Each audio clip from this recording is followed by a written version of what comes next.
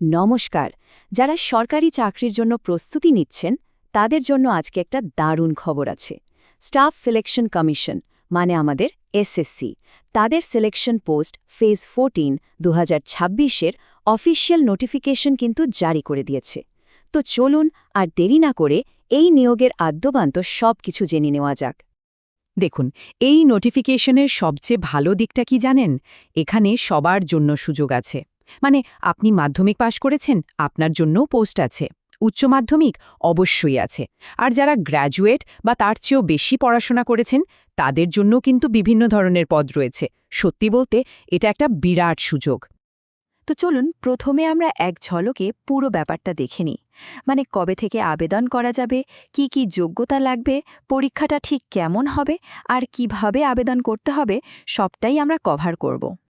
যে কোনো পরীক্ষার প্রস্তুতিতে প্রথম আর সবচেয়ে জরুরি কাজ হল ডেডলাইনগুলো মাথায় রাখা।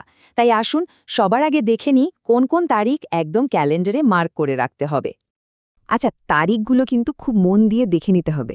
দেখুন, অনলাইন অ্যাপ্লিকেশন শুরু হচ্ছে 13ই এপ্রিল থেকে, আর আবেদন জমা দেওয়ার লাস্ট ডেট হলো 4 মে, ঠিক রাত 11টা পর্যন্ত।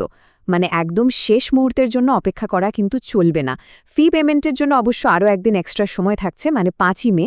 আর ধরুন ফর্মে যদি কোনো ভুলও হয়ে যায়, ঘাবড়ানোর কিছু নেই। 11 থেকে 13ই মে একটা কারেকশন উইন্ডো খোলা থাকবে।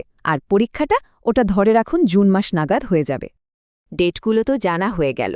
বেশ, এবার তাহলে দেখে নেওয়া যাক যোগ্যতার ব্যাপারটা। মানে কারা কারা এই পদগুলোর জন্য আবেদন করতে পারবেন। বয়স আর শিক্ষাগত যোগ্যতা দুটোই আমরা বিস্তারিতভাবে আলোচনা করব। প্রথমেই বয়স। বয়সটা কিন্তু হিসেব করা হবে 1 জানুয়ারি 2026-এর হিসাবে। বিভিন্ন পদের জন্য বয়সের সীমা বিভিন্ন রকম। কোনোটার জন্য 18 থেকে 25, কোনোটার জন্য 18 থেকে 27, আবার কোনোটার জন্য 18 থেকে 30 বছর। নোটিফিকেশনে প্রত্যেকটা পোস্টের পাশে তার বয়সসীমা পরিষ্কার করে লেখা আছে। আর হ্যাঁ, সরকারি নিয়ম অনুযায়ী বয়সের ছাড় তো থাকছেই। যেমন এসসি বা এসটি ক্যাটেগরির প্রার্থীরা 5 বছরের ছাড় পাবেন, ওবিসিরা পাবেন 3 বছরের, আর বিশেষভাবে সক্ষম বা পিডব্লিউবিডি ক্যান্ডিডেটরা পুরো 10 বছরের ছাড় পাবেন। এবার আসি এডুকেশনাল কোয়ালিফিকেশনে। এখানে মূলত 3টে লেভেল আছে: মাধ্যমিক পাস, উচ্চ মাধ্যমিক পাস আর গ্র্যাজুয়েশন বা তার চেয়েও বেশি।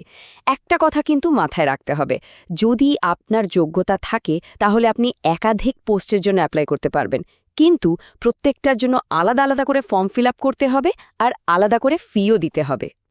যোগ্যতা নিয়ে তো কথা হলো, এবার চলুন পরীক্ষার প্যাটার্নটা একটু বুঝে নেওয়া যাক।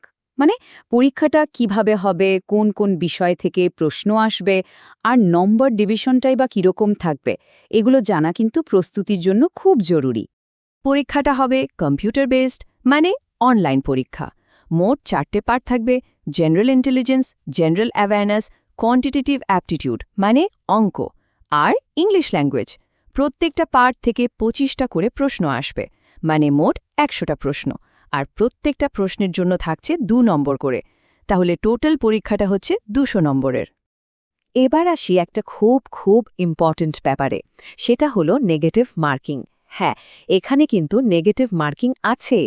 প্রত্যেকটা ভুল উত্তরের জন্য আপনার পাওয়া নম্বর থেকে 0.50, মানে সোজা কথায় হাফ নম্বর কিন্তু কেটে নেওয়া হবে।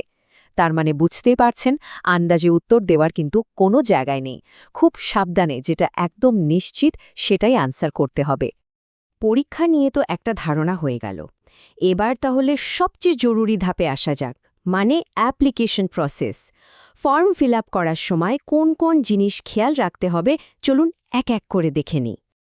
আবেদনের জন্য প্রথমে এসএসসির নতুন অফিসিয়াল ওয়েবসাইটে যেতে হবে, sscjovi.in। এখানে একটা বড় পরিবর্তন এসছে কিন্তু।